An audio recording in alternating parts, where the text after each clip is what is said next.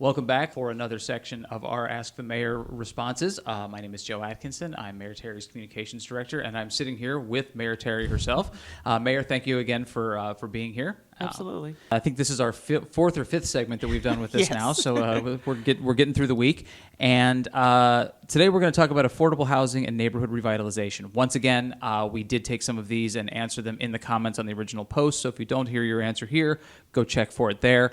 But in the meantime, the first question, Mayor Terry, with rising rent and homeownership challenges, what is Evansville's plan to make housing more affordable and ensure neighborhoods stay safe, vibrant, and welcoming for families? And a related question that I'm going to go ahead and just piggyback onto that one is there any progress on finding a designated revenue source for Evansville's safe and affordable housing needs? Yeah, I think if anybody's heard me talk, they know that affordable housing is important and has been a consistent narrative when I talk about neighborhood revitalization. There's already been a tremendous amount of work done in this space, or a number of nonprofit developers and private developers that are invested in affordable housing in our city, and that will continue. We set a goal of 2,000 more housing units by the end of 2027. And it's because we know from housing study that our community needs over 4,000 housing units. And that's not just affordable, but that's at all income levels that we need housing units in our community. And we want to respond to this housing crisis issue, one that Evansville's not, we're not the only ones in housing crisis. It's all over the nation.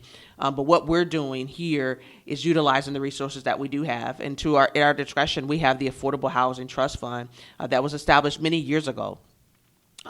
Some years it was funded a little bit stronger than others. I know since I've been in office, we've tried to put more into that fund to support affordable housing projects in our community.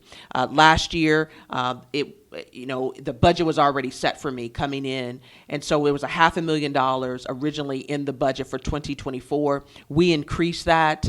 We added another $250,000 last year. This, in 2025, the budget is $1 million for affordable housing. And so we are accepting projects through the Affordable Housing Trust Fund and supporting projects that we hope that will really make a meaningful impact in further, redeveloping our community. The next question is, why are we consistently raising the cost of living in our low-income, fixed-income areas by building more and more apartment complexes that remain empty, while we have homes that could be fixed and sold with less of a cost effect on its residents? Yeah, I'll answer the last question more directly.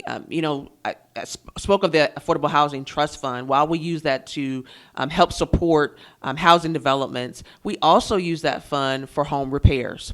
And so, last year, we increased the amount a homeowner could apply for. It went from $10,000 to $25,000. We recognize costs are going up. And so we want to, support those homeowners, make those home repairs so that they can stay in their homes. And I think the more we can do that, the better. We'll give, continued thought to continue seeking out other funding sources outside of the general fund and our casino dollars to put into the Affordable Housing Trust Fund. We'll continue to apply for grants. But another funding source that we do have, currently right now, the state has established a program called the READY Initiative program. And that really is about transformative large-scale projects that we can do in our city and our region. And we've done a number of housing projects already with those resources. There'll be a few more that will be announced very soon. I think there's initial plans that have been shared. There's a development, Eastfield Reserve on the east side of town. Crawford Doors, another excellent project on the horizon, the Jacobsville area.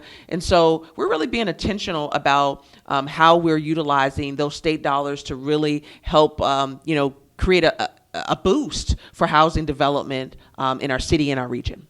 Finally, this one is specific to one particular area of the community, but a resident asked, what are the city's plans for Jimstown?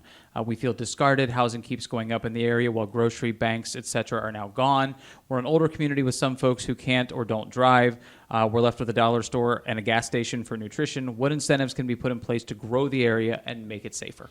Much like Jimtown I think there are a number of neighborhoods that have been underinvested in.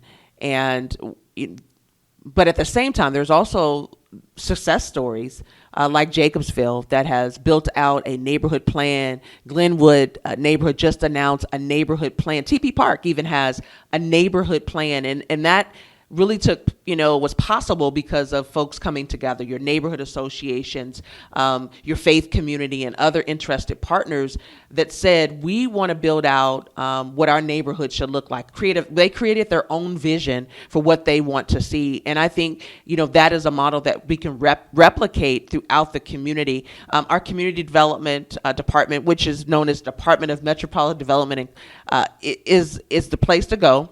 I think our team there is eager to help neighborhoods and support neighborhoods so that we can really develop a plan initially and dream about what's possible. But it's ultimately, as my administration's goal, to do what we can in building up as many neighborhoods as possible, and that's why neighborhood revitalization remains a priority for my team. Okay. Thank you very much, Mayor Terry. We're going to talk more about the quality of place in the next segment of this, so stay tuned, stick around, and make sure you come back for that the next time we post a video. Thank you.